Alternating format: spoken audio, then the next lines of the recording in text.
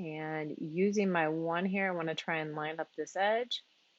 And using the one here, I want to try and line up that edge so that we give it a 1-inch border in any direction.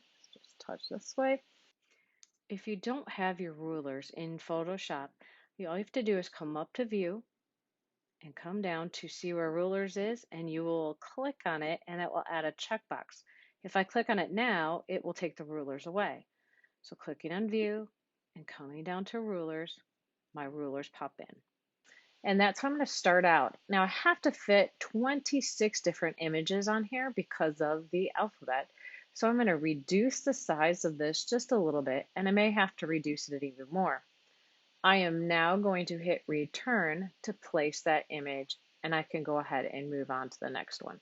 Command C, coming back to the original image, and Command V. And my problem is that this image is now in landscape mode as opposed to portrait mode, which the first image was. But we can see about getting everything in here. And now I have to make a match size. So coming to my corner with the move tool, I'm going to move it until it looks like they are lined up pretty well. And again, I can come back later on and make some adjustments to this. So I'm going to hit return again to place it.